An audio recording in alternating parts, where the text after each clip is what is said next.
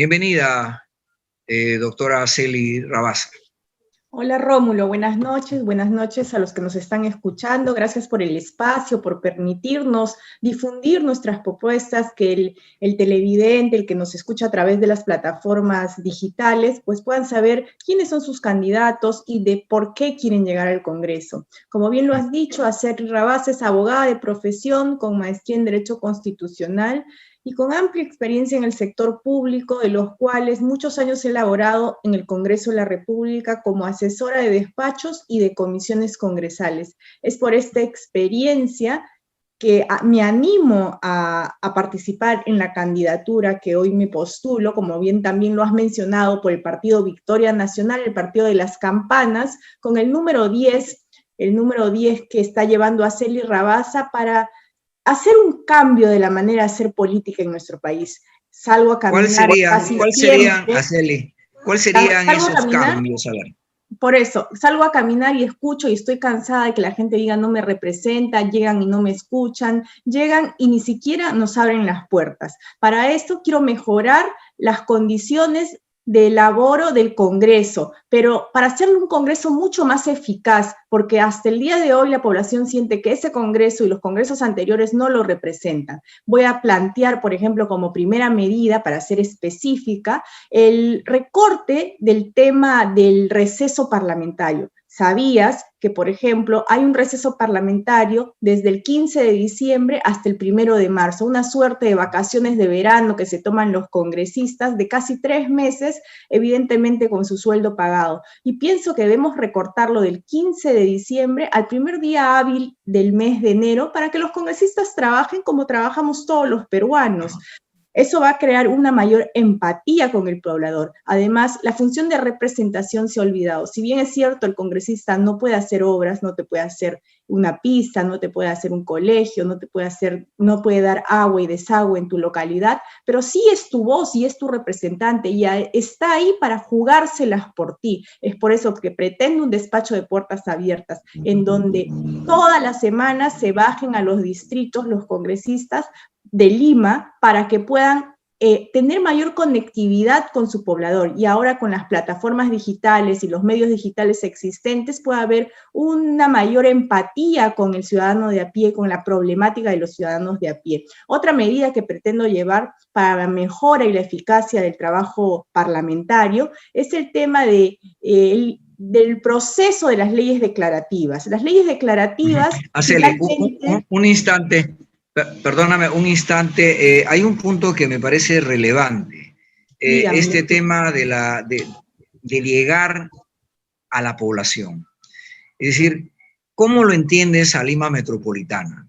Por ejemplo, Lima Metropolitana no tiene un parque industrial reconocido formalmente y tiene más de 75.000 industrias, de la cual el 99% es micro y pequeña, que están obviamente desarrollando en sus propias casas. Sin embargo, tienes un terreno en Ancón de 1.338 hectáreas destinado para un desarrollo de un parque industrial tecnoecológico que no funciona y se ha gastado más de $2 millones en consultorías. ¿Cuál de estas ramas vas a mirar? Qué bueno que menciones el tema de la ley de parques industriales tecnológicos y ecológicos, porque yo he sido promotora precisamente desde el trabajo del despacho de un congresista con el que trabajé, de la elaboración de esa ley. Ángel Neira. Y además... Sí, Ángel Neira. Yo trabajé cerca de 3 años con Ángel Neira. Y luego de ello, nosotros le hemos elaborado, además, facilitándole el tema al Ejecutivo, el reglamento, porque no sacaban la reglamentación. Eso no ha sido función del legislativo. Sin embargo, le hemos facilitado un reglamento elaborado. Pese a ello, se ha tardado años para reglamentar, y como tú bien dices, el Ejecutivo no ha tomado el interés necesario. Por eso, de ser gobierno, Victoria Nacional tiene una propuesta clara para este tipo de problemáticas, porque conocemos el tema desde fondo y desde dentro. Y efectivamente, las consultorías, como acabas de mencionar, han sido un problema que ahorita, por ejemplo, la fiscalización por parte del Congreso debería ser mucho más tajante. Tú sabías que las consultorías de un solo ministerio son 4 veces el gasto de un congreso al año, por ejemplo. Y finalmente, como tú dices, no se ve efectivamente cuál es su función. Cuando estamos en una ciudad, en un país en el que hay necesidades tan básicas como postas, hospitales, agua, desagüe, no se puede gastar tanta plata en consultorías que a las finales no sirven para nada. Deberíamos efectivizar el gasto, y hablabas hace un rato, por ejemplo, de que los municipios, los gobiernos locales, los gobiernos regionales y el gobierno nacional en general no termina de ejecutar su presupuesto cuando hay tanta necesidad en nuestro país de obras, de desarrollo de obras, que no se terminan de hacer. Por un poco, también lo dijo la doctora Doris, el tema de que tienen miedo a gastar. Hay que efectivizar, hay que arreglar ahí, por ejemplo, algunos puntos de la ley de contrataciones para que se cree un marco tipo la ley que se ha creado, un marco para la ley de la reconstrucción con cambios, más ágil, más dinámicos, con plazos mucho más acelerados, para que las obras puedan fluir y el ciudadano pueda sentir que efectivamente el Estado está de su lado y está haciendo cosas en pro de su beneficio, ¿no? Una pregunta adicional allí es el tema de las contrataciones. ¿Has analizado en el tiempo que está en el Congreso o está quizás en tu propuesta o en el partido la importancia de tener una central de contrataciones y compras públicas? Las más de 2.420 entidades estatales, entre comillas, se habla de comprar a la micro y pequeña empresa, por ejemplo, la cual es el 99.5%, que es de conocimiento público, pero en la práctica eso no se da. Y la corrupción ha capeado y ha crecido en realidad a nombre de las MIPES con ventajas facilitado por las mismas normas, por lo disperso que anda y los propios, incluso algunos malos funcionarios. Efectivamente, yo creo que focalizarlo de esa manera, a través de un ente que se dedique al desarrollo de las licitaciones, de las obras, o a llevar a cabo pues, el desarrollo de las obras, va a facilitar la especialización. Necesitamos que se especialice, porque el tema, como bien dices, pasa por un montón de entes y no se agiliza. Pero no solo es el tema de la especialización, sino también el tema de la aceleración de los plazos, porque los plazos se ha podido comprobar con la ley especial que ha salido para la Autoridad de Reconstrucción con Cambios, ese marco normativo, ha dado cierta agilidad al tema de la contratación pública. Y eso es lo que necesitamos, ese es el camino. Ya hemos tenido casi 3 años de experiencia contratando a través de ese marco, y yo creo que ese marco se podría generalizar, porque es muy parecida a nuestra ley de contrataciones actual, pero mucho más ágil, mucho más rápido. Sus plazos son más cortos y se vuelve más dinámico. Entonces, yo propongo que desde ese punto de vista pues, se amplíe, se utilice este marco legislativo para todas las contrataciones.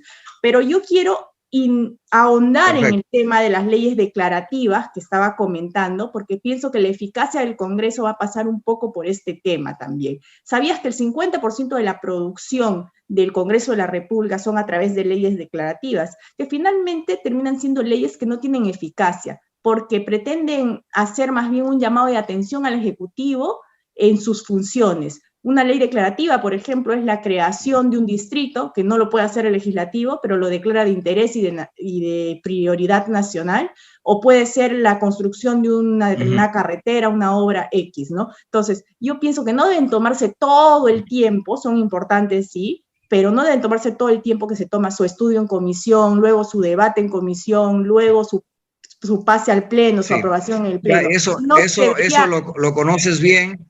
Se debería agilizar a través de una moción y pasar directamente al pleno, ser aprobadas, porque normalmente estas leyes llegan a consenso muy rápido, y trasladarlo al Ejecutivo para que priorice efectivamente este tipo de leyes, ¿no? De acuerdo. Eso lo conoces bien y lo conocemos quienes caminamos día a día en la preocupación por nuestro país y nos enfrentamos a una serie de barreras y candados. Para ir finalizando nuestra conversa, desde luego, como candidata al Parlamento, me imagino que tienen reuniones con cierta frecuencia con su candidato a la presidencia y tienen clara la hoja de ruta como partido. ¿Qué es lo que trabajan ustedes entre los que van al Ejecutivo y los que van al Congreso para dar como prioridad si fueran elegidos este 11 de abril como gobierno central y como parlamentarios? ¿Cuáles serían los primeros 5 pasos? Nuestros pilares de acción son la lucha contra la corrupción. Tenemos ese mal endémico a través de los años y no es posible que, por ejemplo, en nuestra Constitución no exista ni una sola palabra de la lucha contra la corrupción. Vamos a modificar la Constitución para declararla además como un delito de lesa humanidad. Porque ¿Modificación o nueva Constitución? ¿Cuál es el modificación. término? Nosotros consideramos que hay muchas partes que están muy bien en la Constitución y que así quieran hacer una nueva Constitución, se van a recoger, como por ejemplo la parte de los derechos de las personas, etcétera. Entonces vamos a insertar el tema de la corrupción para que se pueda declarar como delito de lesa humanidad, para proponer también la creación de jurados populares para que sean los que juzguen a los corruptos y no sea un juez el que juzga, que muchas veces también es corrupto.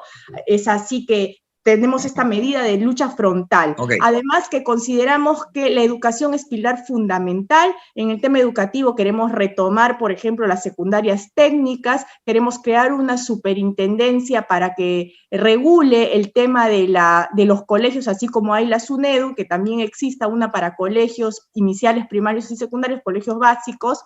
El tema además está el tema muy importante para nosotros de la lucha contra la violencia de género, a través de creación de más centros de emergencia mujer. Hoy por hoy los índices son súper altos, pero hay que mirar también un poco atrás en el tema de la prevención. Perfecto. Bueno, Araceli, ¿cuál es tu mensaje, por favor, a los electores que están atentos? Ya te han escuchado, pues un mensaje corto para recordarlo siempre el por qué deben elegir a Araceli. Sí, necesitamos hacer un cambio en la política. Estamos cansados de las autoridades de escritorio. Necesitamos ciudadanos que se la peleen contigo, que se la jueguen contigo para solucionar tu problemática, que no legislen de espaldas al pueblo, sino a favor del pueblo. Y además que tengan la experiencia como yo para llegar y comenzar a hacer las cosas desde el primer momento. Ya he pasado años trabajando en el Congreso de la República, sé hacer leyes perfectamente, así que mis asesores los voy a poner a tu disposición para empezar, para solucionar tus problemáticas y para lograr juntos el Perú que todos deseamos. No te olvides, este 11 de abril marca las campanas de la esperanza y el número 10 por Araceli Rabasa, tu amiga que va a luchar contigo para solucionar todos nuestros problemas.